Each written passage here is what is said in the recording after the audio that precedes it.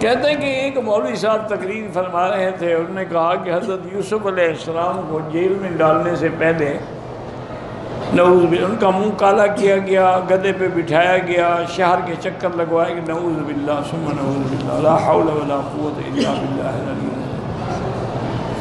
انا للہ و انا، اللہ پاک اپنے انبیاء کو اتنا ذلیل اور رسوا نہیں کرتے۔ انا لننصر رسلنا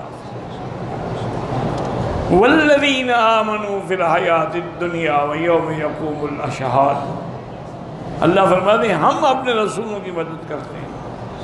یوسف علیہ السلام کا جیل جانا جو ہے، یاد رکھو، یہ کوئی بطور سزا تو تھا ہی نہیں۔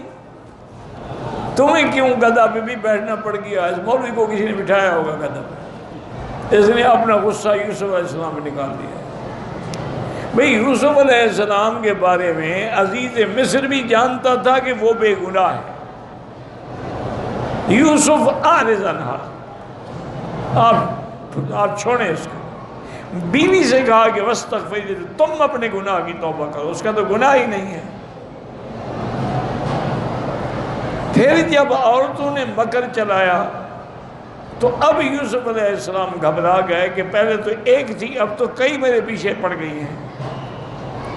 تو انہوں نے خود دعا مانگی تھی کہ رب السجن احب الی مما یدعوننی الیہ، کہ یا اللہ ان کے مکر سے تو مجھے جیل بھیجے ہوئے تھے۔ تو یہ تو ان کی اپنی دعا تھی۔ اور دوسرا یہ ہے کہ عزیز مصر نے اور اس کی بیوی نے بھی یہی مشورہ کیا کہ بات پھیلتی جا رہی ہے، پھیلتی، بہتر ہے کہ ہم یوسف کو جیل میں بھیج دیں۔ وہ تو جانتے تھے کہ یوسف بے گناہ ہے۔ پھر یوسف علیہ السلام جیل میں بھی گئے تو اتنی شان سے رہے کہ جیلر اور سارا عملہ جو تھا نا وہ آپ کا غلام بن گیا۔ وہی دو آدمیوں نے آپ سے خواب کی تعبیریں پوچھی، تو یہ تو ان کی اپنی ایک مانگی۔ اس لیے جب بہت عرصہ گزر گیا، رہائی نہ ملی، تو حضرت یوسف علیہ السلام نے تہجد کے وقت اللہ سے درخواست کی، یا اللہ اب تو بہت مدت ہو گئی ہے، میں جیل کی زندگی سے تنگ آ گیا ہوں۔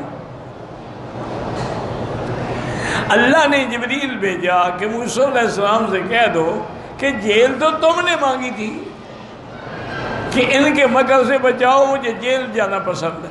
اس کہہ دیتے ان کے مکر سے بھی بچاؤ، جیل سے بھی بچاؤ، ان دونوں سے بچا دیتے۔ اس لیے ایسی باتیں کرنا جو پیغمبر کے شان کے خلاف ہوں، آدمی کافر ہو جاتا۔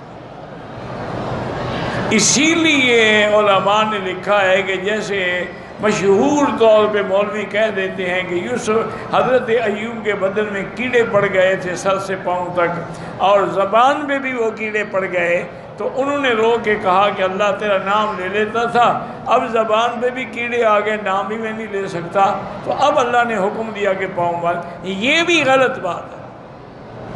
کیڑے پڑنا کوئی اچھی بات ہے؟ جب قرآن نے نہیں کہا، تم نے کہاں سے کیڑے پکڑ لیے ہیں؟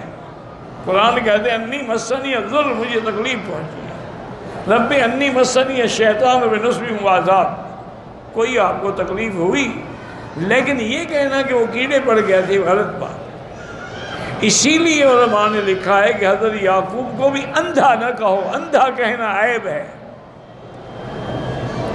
اور اللہ نے بھی ان کو اندھا نہیں کہا۔ فرمایا اسفا علی یوسف فابیضت عیناہ من الحزن، روتے روتے آنکھیں سپید ہو گئی، یعنی نور کم ہو گیا۔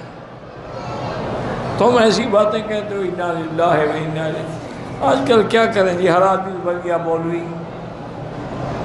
جس نے گلے میں کپڑا ڈال لیا، بال شال بڑھا لیے، وہ مولوی بن گیا، چاہے اس نے قاعدہ بھی نہ پڑھا۔ من مکہ حبیبی نور سطع المدینہ